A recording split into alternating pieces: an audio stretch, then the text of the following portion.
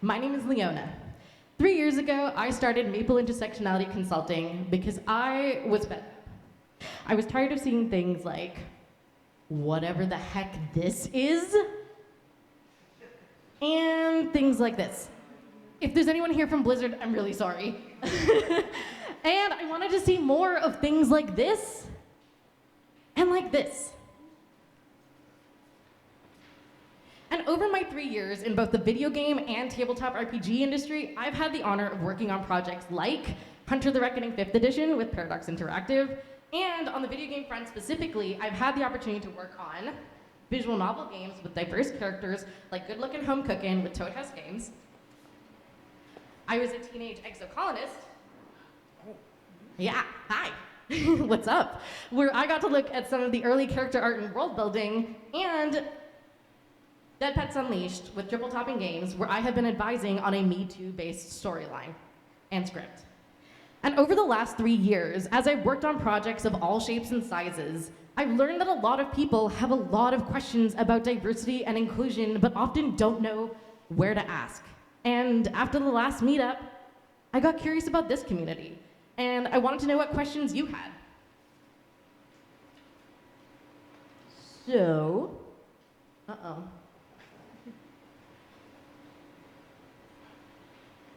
So I put a survey on the Discord, and 15 people responded, and here's what I found out.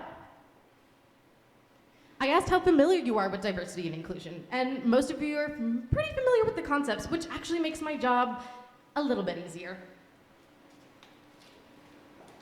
Sorry, I have a lot of notes.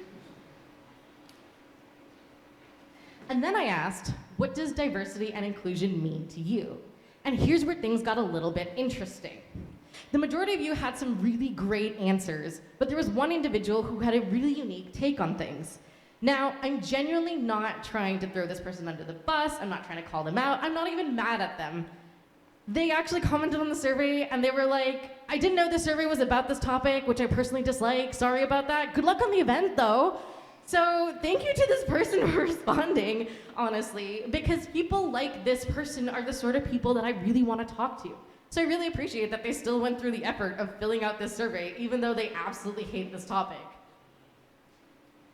According to this person, to this individual, diversity and inclusion is a buzzword that people use as an obligatory act to get all of the monies from all of the peeps while feeling warm and fuzzy inside. Furthermore, they say that to them, diversity and inclusion feels like something that is mostly lip service and not actually benefiting the people being represented. And to an extent, they're right. When done improperly, diversity and inclusion is mostly lip service with no genuine impact on people's lives. And when well-meaning but misguided attempts at DEI do happen, it's easy to become disenfranchised when you realize that a lot of companies only seem to care about their bottom line. And it's true. Diversity and inclusion can positively impact your bottom line. But when done properly, good diversity and inclusion work is about more than just money, and it can have a positive impact on your audience. In 2022, the Entertainment Software Association surveyed 4,000 people. The results of that survey said that 48% of gamers identify as female, and 29% are people of color. And interestingly, in 2020, in a study done by Newzoo, 54% of gamers said that they feel diversity is important in characters. And, even more interestingly, 47% do not play video games that they feel are not meant for them. 47%. Now, hearing that number and the way that it's framed, it's reasonable to conclude that not having a diverse game that appeals to people means that you're leaving potential money on the table. And maybe that's true, but I photoshopped this graphic a little bit because I would argue that it also means that 47% of gamers do play games that they feel are meant for them. And that's not a small number. That's almost half of all gamers who are looking for games that they feel are meant for them. Maybe I'm preaching to the choir here a little bit, but if 47% of gamers play games that they feel are meant for them, then that means that there's a huge volume of gamers out there who are hungry to see themselves in games and who want to consume content that resonates with them. They want books, TV shows, movies, and video games to represent them. And when we see ourselves in our content, it is that much more interesting and engaging because it's that much more personal. And if you've been watching closely, maybe you'll have noticed that almost all of the examples that I've been sharing have been South Asian inspired, because that is the kind of content that I feel was meant for me. And that matters when it comes to video games. I'm willing to bet that the majority of the people who are going to buy Venba, which by the way just came out on Steam, so you should definitely go check it out, are going to be South Asian, because as a South Asian, I know how hungry I am to see myself in games, and I know that I'm not alone in that hunger, no pun intended, Venba. And while I make that argument for the sake of the people in the room who maybe don't get DEI or are disenfranchised with it, for the most part, the majority of the people who filled out the survey understood the concept really well and spoke to diversity and inclusion in a lot of places. You understand the importance of diversity and inclusion in the workplace, or in the wider industry, as well as in game content and in the way that those games are made, like reducing both physical and mental strain and having accessibility options. You get it. The next question that I asked was what diversity and inclusion means to you. The overwhelming majority of responses to the question included people wanting more support on this topic. You know some of it, but you're not sure where to go, or you don't know how to go about it. And you want to make sure that you can ask your questions without judgment in a supportive space. Thankfully, you're looking at one. I firmly believe that my job is to be supportive while giving you the answers you need to make your journey that much easier. And there were other more personal responses that were also submitted. And most importantly, I want to speak to the people who said, I'm trying my best, and it doesn't feel like my small game can make a difference. While I don't know your game, and not every game needs to solve for diversity and inclusion, I would argue that indie video games can have a huge impact. Indie video games take risks that larger studios aren't willing to take, and therefore have the power to set trends. Games are immersive storytelling media, and because of that, games like Venba and Raji have the ability to be amazing tools for empathy. Of course, if you feel like your game fits none of these categories, or you feel like you're already doing the best with what you can, and that's all you've got in you, that is okay. I am not going to stand up here and lie to you and tell you that you must be better, or that you have to have a DEI consultant. That would be unethical of me. Sometimes you just want to make a funny little game with funny little dudes, and that's equally valid.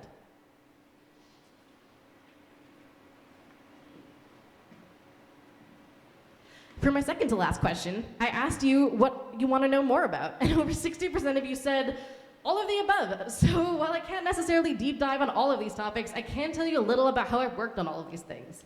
I've examined game artwork and character sprites. I've read through scripts for games. I've helped fine-tune characters and game storytelling and overall concepts. And I've examined whether the current sound design is adding or detracting to a scene in a video game. As an outsider perspective, I look at all aspects of your game and consider how they interact with each other and what story all of those things combine to tell.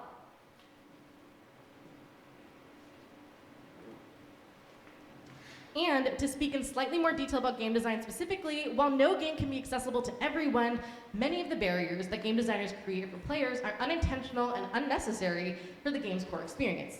Here's a list that I pulled from the International Game Developers Association of 10 different ways to examine how accessible your game is. It includes questions like, are you sure you know what your players need? How intense is too intense? Could your controls be simpler and more flexible? And these are some of the kinds of questions that I ask my clients too. And if you want more thoughts on inclusive game design, I also encourage you to check out Rasputin on YouTube.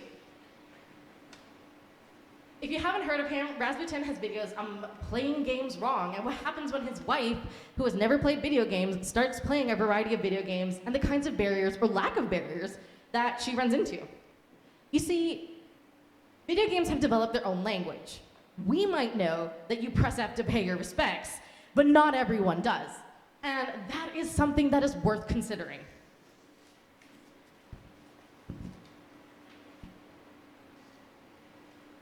Lastly, one of the biggest questions that came up in the survey was, what does the process of working with a diversity and inclusion consultant look like? The answer is that the process is just as unique as your project.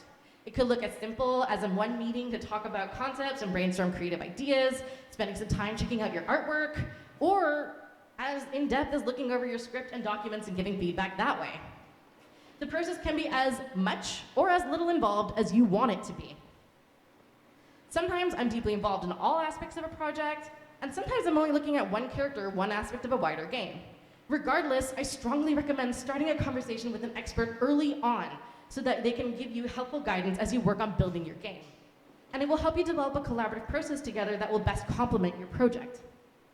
If you don't know where to start to find a DEI consultant, Twitter is a good place, or was, I don't know, it might just be about to go down the drain, I'm sorry. But even better than that, come talk to me. I'm happy to connect you with people, even if I'm not the best fit. DEI consultants have a whole network of people that we can recommend to you.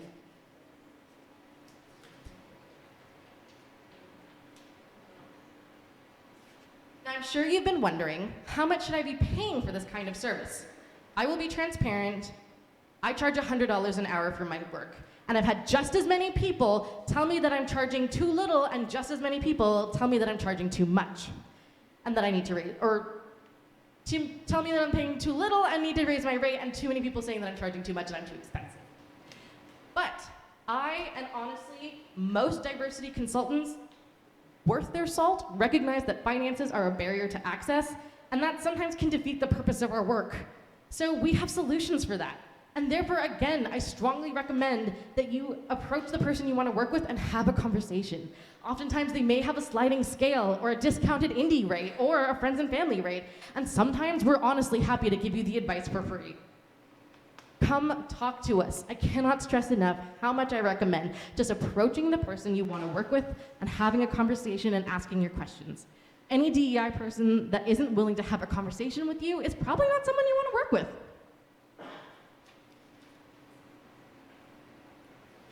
My friends, there were so many more amazing thoughts and comments in the survey, and honestly, I tried to fit as many of them in here as I could, and I still had to cut stuff out. And I understand that not everything that I've spoken about today is entirely relevant to everyone in this room, but I do hope that you will take away the parts of this that resonate with you. Once again, everyone, my name is Leona Neelam Maple, and I am Maple Intersectionality Consulting.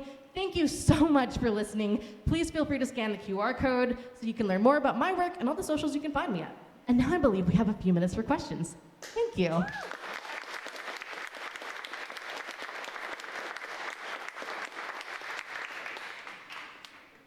Hi, yeah. So if we don't throw anyone under the bus, Yeah. are you happy talking about any example of where you might have saved someone from making an embarrassing mistake? Or Oh, yeah. in the wrong direction? Absolutely. I was working on a board game, and I can't tell you which one, obviously. But in that board game, there was a Sikh character, and their religious dagger, the kirpan, was being used as a playable item. So any player could have picked it up and used it. Now, this is a religious item. That's like asking someone to take a cross of Jesus and smack someone over the head with it. That is going to get you sued. So, obviously, I told them, hey, this is a really bad idea. And I think by consulting with me and taking that little bit of time and money to work with me, I probably saved them thousands of dollars in lawsuits. I'm just saying. We're like an insurance policy. Does that answer your question? Yeah, thank you. Awesome. Hi. Great presentation. Thank you. Do you mind rewinding to those 10 questions? Absolutely. My pleasure. I do recognize that I went past the 10 questions kind of quickly. Boop, boop, boop, boop, boop. There's a lot of slides. I apologize. Yeah, this was from the International Game Developers Association in 2002. They released a white paper on inclusive game design and development. And this is some of the stuff that was in there. There's a lot of other considerations in that paper, including research, including character design, world building, things like that. I tried to do some like game design relevant things because I felt like that would be the most relevant here, but that paper has a bunch of different topics and things to consider, and far more than I touched on here. Hi. I'm really interested in world building Yeah. and creating unique cultures from that. Mhm. Obviously, in a lot of media, we see mistakes where they just take some existing culture and then give it a different fantastical race and there they go, and it feels pretty offensive. Absolutely. Do you have any tips on creating things from scratch without like falling into those pitfalls of like copying another culture? Absolutely. I talk about that all day.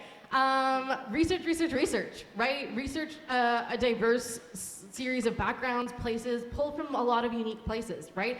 Combine things that you don't normally see together, right?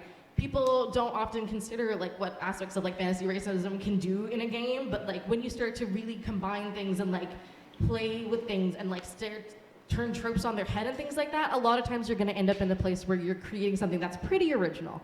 And I love to see that. That's some of my favorite work to work on. Yeah. Oh my gosh, hi. I just wanted to ask if you had any like base tips on how to begin doing that type of research. Like, Absolutely. you obviously don't want to start in the wrong spot or anything like that, or get the wrong information. So do you have anything like a good rule of thumb on beginning research like that? A deep dive is always good. I would say a variety of sources. If you just look at Wikipedia and you just look at Google, you may not have the same information. Look at historical books, look at modern day books, look at stuff in the encyclopedias, see what different sources have to say about things, right? History is written by the people who were the winners, right? So when we look at alternative versions of history, we might find things that we never expected to see, and that allows you to create a story that's really interesting. I have time for one more question, and I saw a hand over here. I don't know if there's anybody else's question. Oh my gosh, there's so many questions. Please come see me afterwards. Hi. I'm just wondering if your survey is still open and you're still looking for respondents? Beg your pardon? Is your survey still open and are you still looking for respondents? No, it was just for the purposes of creating this presentation, because I wanted it to be relevant to all of you, and I wanted to know what questions y'all had. Yeah. So, that's all I've got for you. Thank you very much.